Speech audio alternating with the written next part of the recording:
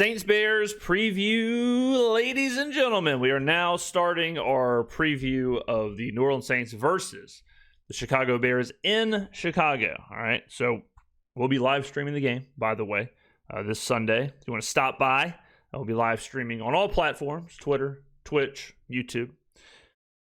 This is a interesting game. All right, so the Bears are coming off of a game. I'm going to take a look at it. Bears are coming off of a win. Then they won 3 straight. But they're coming off of a win where they were forced to attempt 5 field goals. Okay? A game where they won on a walk-off field goal, even though they were +3 in the turnover margin. Okay?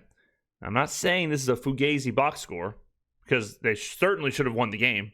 They had 1 extra yard of YPP. They had more total yards. They were basically even time possession. And they were +3 in the turnover margin. This should have been like a 20-something point win. But they squeaked it by and won on a walk-off field goal at the end of the game. So you could argue, all right, that, yeah, it was a win, but it should have been more pseudo-Fugazi box score.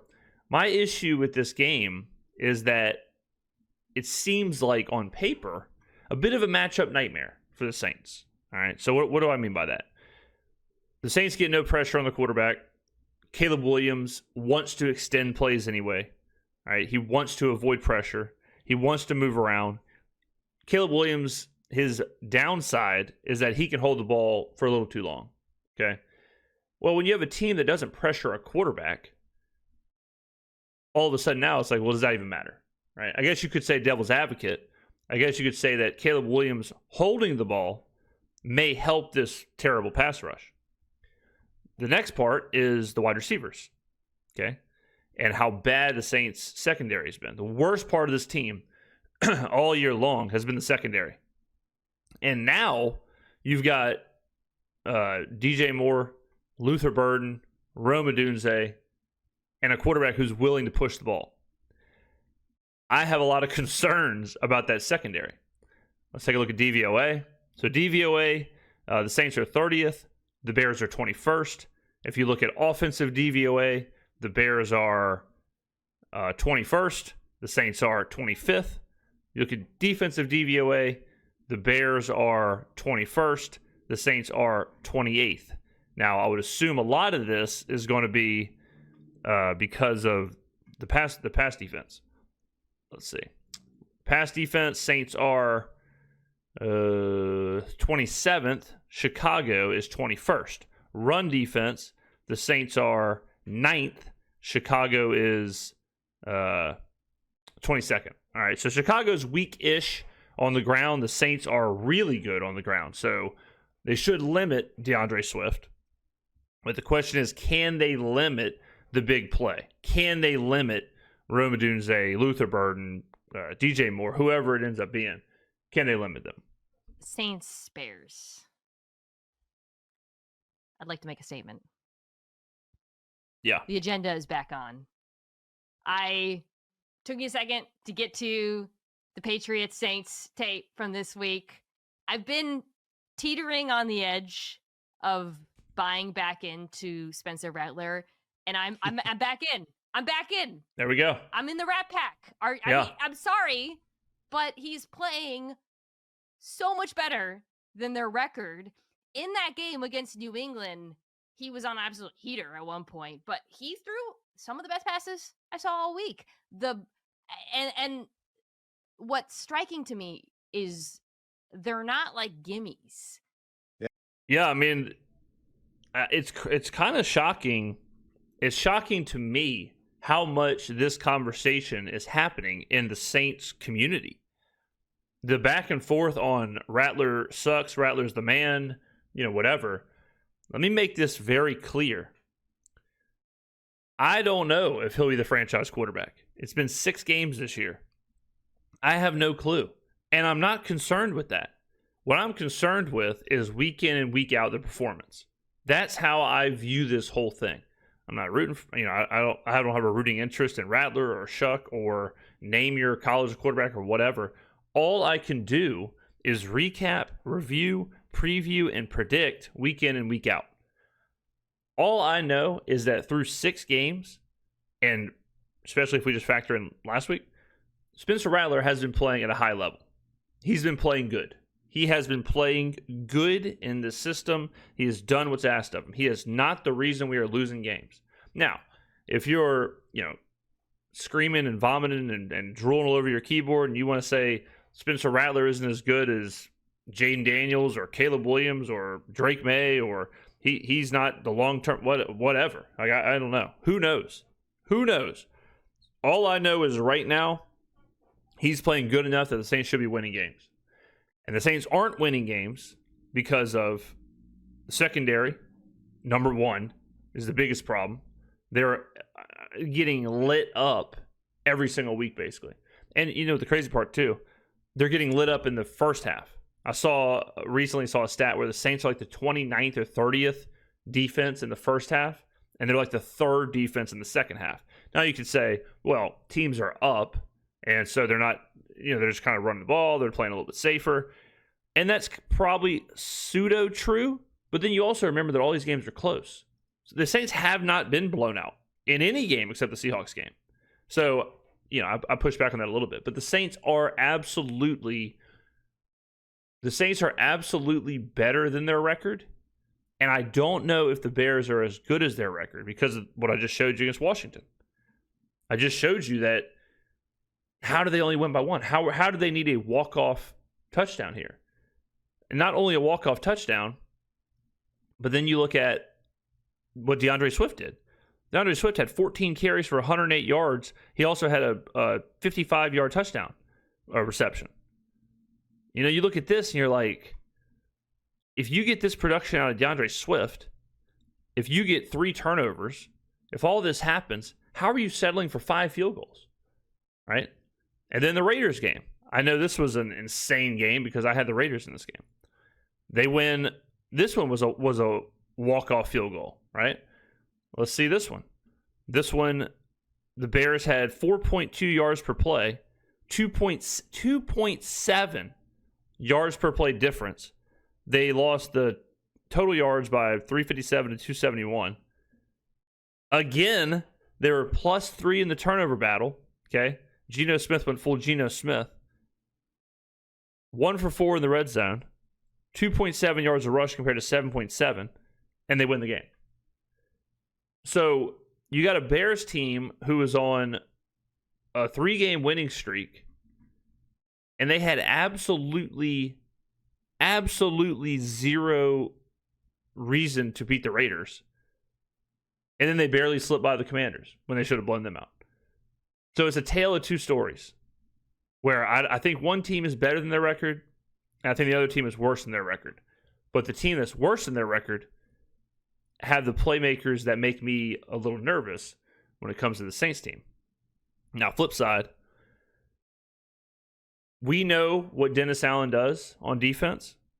We know what Spencer Rattler can do. I'll go ahead and tell you right now, take Spencer Rattler's over in rushing yards. He's going to be running all over the place. It's going to be up to him to beat man. Allen's going to play a lot of cover 1 man, going to play a lot of cover 3 zone. It's going to be up for Rattler to take off. What beats cover 1? Crossing routes, mesh, mobile quarterbacks. Now, Chris Olave right now is hurt. He's questionable or whatever with a hip injury, so we'll see how that plays out. But Rattler's legs are going to be a factor in this game. Yeah. Some of the throws he is routinely now making under pressure are, by the way, 4th league-wide amongst quarterbacks in QBR under pressure, despite facing the 4th highest quick pressure rate in the NFL, are entirely because of his, I would say, 1, his arm talent, which has always been there, but also his development. Against New England, I think about like the bomb to Olave versus the blitz, the way he like calmly sidestepped the rusher to reset and throw. That's been the case all year. He's been so much better this year as a manager of the pocket, and that is leading to some of the production we're getting, as well as coupled with better decision-making overall. I really think... Yeah, so last week we previewed this, or we talked about this exact stat. Last year, Spencer Rattler's pressure to sack rate was like 23%, somewhere in there. This year, it's like 10%. So he's cut that in half dramatically through 6 games, I don't know if there's been a better quarterback at evading pressure in the pocket than Spencer Rattler. He has taken a step forward as a quarterback and should be a starter in the NFL. Yeah, he's been a really surprising player. I mean, I imagine most people wrote him off based off what last year looked like, including the Saints. I mean, I don't think they had any intention of him being the starter coming into this year. They wanted Tyler Shough to win that job, and only because he didn't, they had to go, okay, fine, I guess we'll go with Spencer Rattler again for a while, right? Presumably imagining that like at some point he would play his way to the bench and they put in Shough anyway, and he hasn't. He's looked really good. We spitballed this idea on our show this morning when we had Austin Gale on. I asked him, look, if you were no more information than what you've seen, would you take Spencer Rattler over JJ McCarthy right? 100%. 100%. The only thing is if you were like in the Vikings building and you see JJ McCarthy every single day and you're like, well, no, he can develop. You give him 2 more years. Trust me. This is what we're seeing. But from just like what we've seen so far from an outside perspective, no way you take McCarthy now as the quarterback going forward. It sounds like you'd put him even higher. How many of those quarterbacks would you take over Rattler? I just answered this question on the Saints subreddit, actually. Even as good as Rattler has been, I don't think it really changes too much because Daniels has been insane. May has been insane. And Williams has shown moments of greatness, and he was the first overall pick, and he was supposed to be a generational player, whatever. So I think it is still there's 3 tiers. This is exactly what I said. There's 3 tiers of you, whatever order you want to put them, but the top 3 is no doubt about it: Daniels, May, and Williams. Then it's Bo Nix. Bo Nix is tier 2. Nix is not better than any of the top 3, and he's not worse than any of the next tier. Bo Nix is solid at 4. He is the 4th best quarterback in that class. Then you have the next tier, and it's Penix, Rattler, and McCarthy. You can argue Penix over Rattler, Rattler over Penix, whatever. I think McCarthy is the last of that tier, and then it goes on to all the scrubs. But I think that class, like, it's funny because Rattler has outperformed his draft pick and all that stuff, but the other quarterbacks have too, in a way, except JJ McCarthy. And you could also argue, like, well, if you could go back, you don't take Michael Penix eighth overall or whatever he was, which I agree with. But yeah, I think that's the tier list of that class. That class is all looking really good. So yeah. I'm not taking him over the big 3, but yeah, he's definitely been better than JJ. I mean, obviously JJ McCarthy's barely played, right. But like, yeah. What I think too, Sam, is like I watched Shaw's games last year, which I feel like a lot of people did, and he was just, the situation was awful. The offensive line was awful. Olave didn't play, whatever. But he also was. I think he is a significantly better quarterback now. Yeah, hell yeah, than he was. Well, I mean, yeah, yes, 100%. And that's a shout to his development. That's a shout to him. That's also a shout to Kellen Moore. Like Kellen Moore, because of that record, people are really. They are not giving Moore the credit he deserves for what he's done for Spencer Rattler.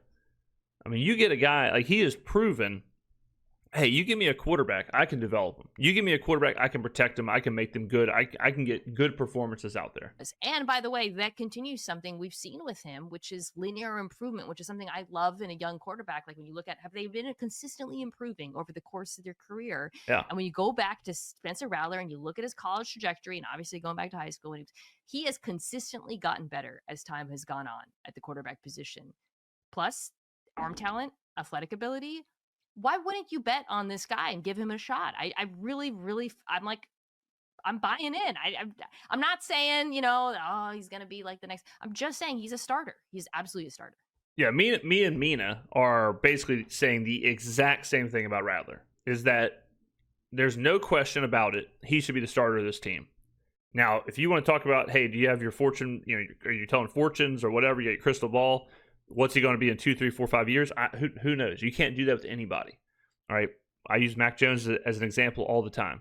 Insane rookie year.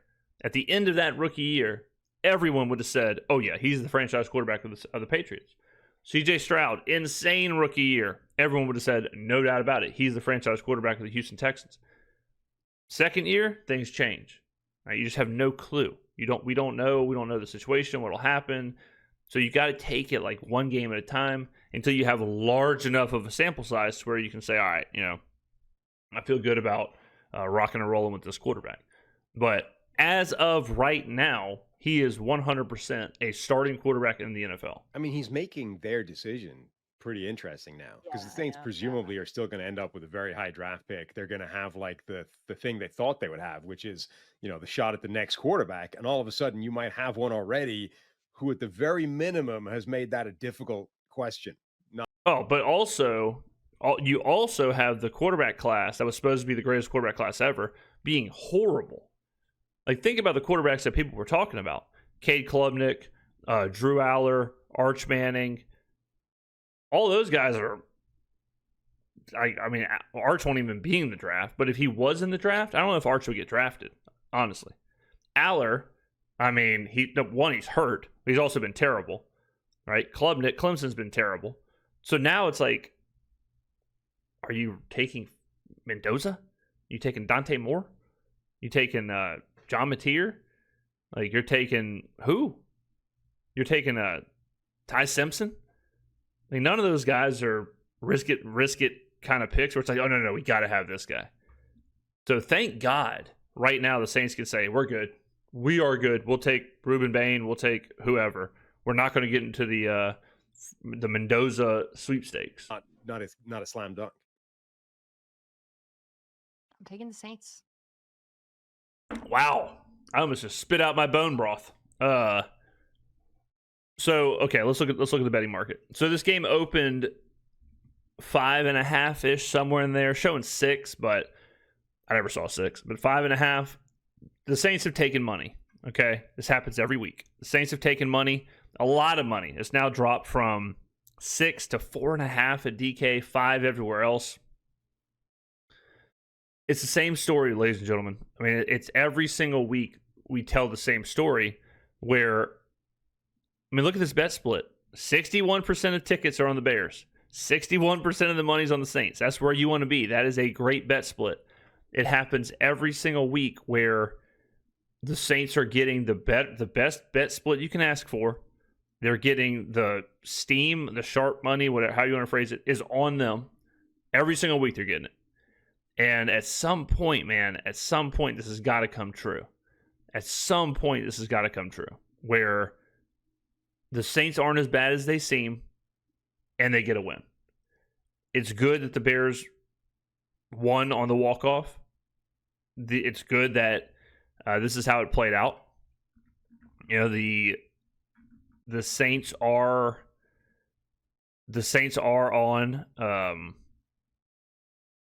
on better rest, right? Or more rest. They played on Sunday.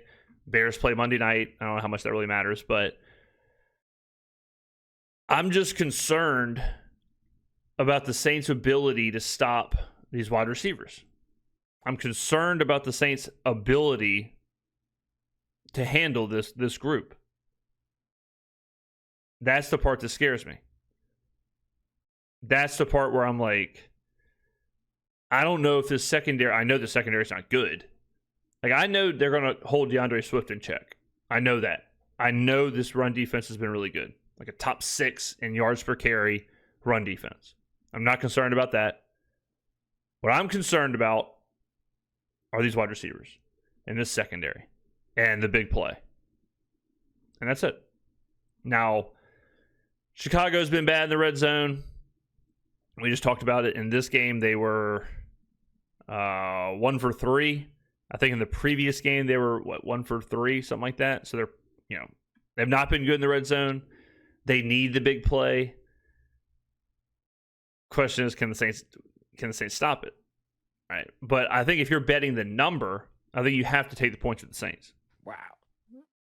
So what you're saying is you would take Spencer Rattler over Caleb Williams. That's what we're hearing. I wouldn't take him over Caleb Williams, but I'm not a buyer of this Bears defense. Oh, let me know. You know what? No. God, I'm so wishy-washy this week. I tried to talk myself into it, but I'm sticking with the Bears. I am taking the Bears. The Saints defense is bad. The Saints pass defense is bad. I love the way they ran the ball last week, and they're not going to do that. Yeah, well, hell yeah, they ran for whatever it was, 7 point whatever yards per carry. They're not going to do that. The Saints run defense is good enough that will not do that. This is all on that secondary. The other thing with the Bears defense, I know I'm completely undermining myself, is it was cool that you really saw the benefit of like guys returning to the lineup last week. It's like, oh right, this defense is not as bad as they looked early in the season as players like Brisker and Gordon and Edwards. Like they're fine. Okay, sorry. I got a little crazy there. It was all that Spencer Rattler talk made me crazy. I'm taking the Bears. Well, look, there's no negative repercussions for me picking them, so I'll pick the Saints, and that way we've got somebody sticking on the Rattler bandwagon. There you go. All right, Raiders Chiefs. Yeah, tough one. I mean, this is a tough game. I think, like I said, with the points, I think you have to take the Saints.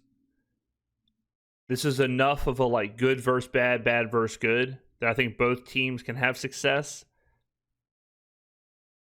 It's the same song and dance of can the Saints eliminate the big play through the air, and can they create something to create points over the tune of 20?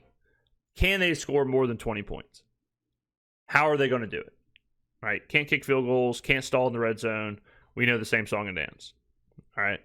Now, if Chris Olave has a hip injury and he's hurt, and all of a sudden it's Rashid Shaheed and Mason Tipton and Brandon Cooks, like that changes things 100%. So we got to wait and see throughout the week how the injuries kind of look. But this is a very intriguing game. I can't wait to watch it because there's two teams that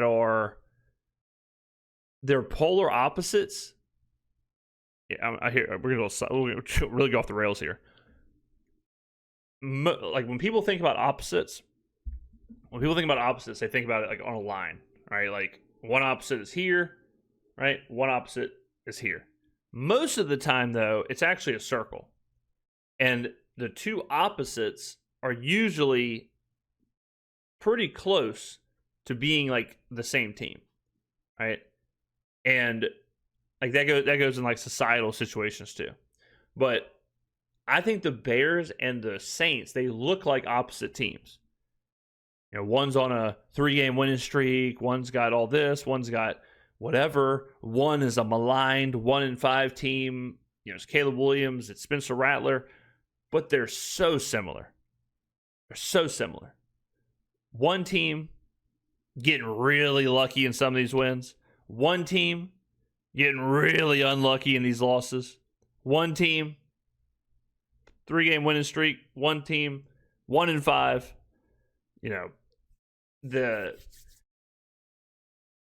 I just want this team to win, man. I'm not gonna lie. Like I felt like this last week, where it's like, at some point this has got to come due.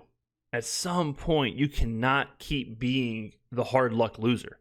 At some point, you cannot keep being better than your record, better than the box score, and just not getting there. Like if the Saints. I mean, the Bears had back-to-back games with +3 in the turnover margin.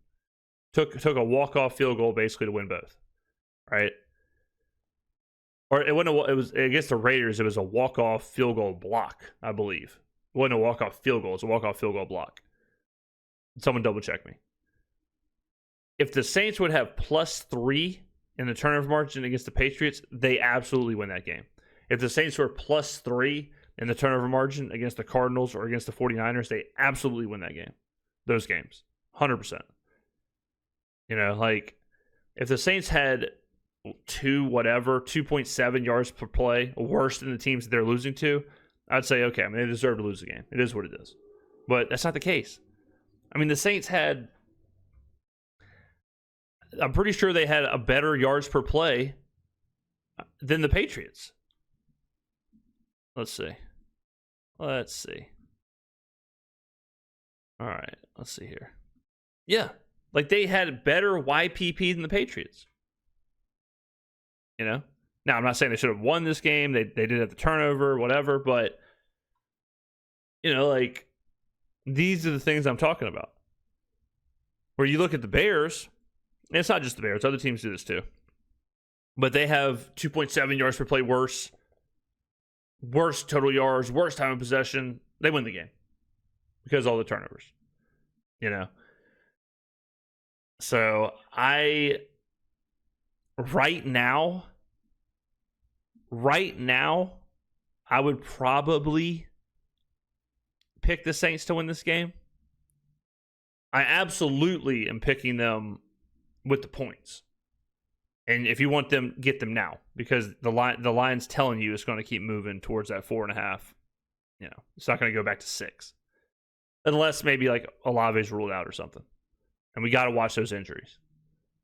But right now, I'm leaning towards the Saints, just because I think it's the same song and dance. I think it's one team's not that good, one team's not that bad. Give me the not that bad team that's under the radar. All right, ladies and gentlemen, we're going to preview this throughout the week. Obviously, we're going to be talking a lot of Saints Bears. Let me know in the comments below what you think. Thank you for watching. I will see you in the next video.